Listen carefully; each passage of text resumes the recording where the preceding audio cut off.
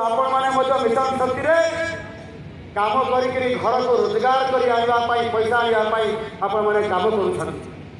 आपण मैंने कहींपर मास को घर को 20,000 टका आप घर को लाभ आसुना किंतु सरकार से बड़पंडा मैंने कहते एसएचजी ग्रुप माँ मैंने मास को मिशन शक्ति जरिया सरकार प्रत्यक्ष साहाय्य बैंक माध्यम लोन नहीं बिना सुधरे 20,000 टका घर को लोन माने रोजगार करके लाभ करके आने आज दे पारि ना व्यवस्था आज किसी करना केवल भोट बैंक देरी करने छड़ा 5 वर्ष थे पैसा दिखती आउे किसी किंतु भारतीय जनता पार्टी सरकार आज आसी निर्वाचन इस्ताहार संकल्प पत्र जहाँ उल्लेख करते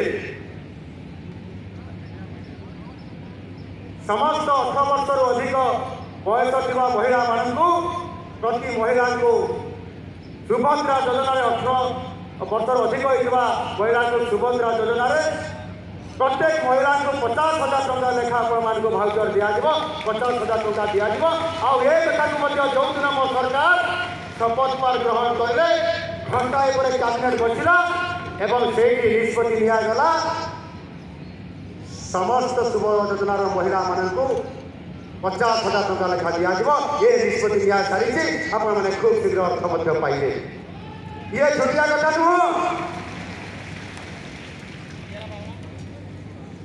सरकार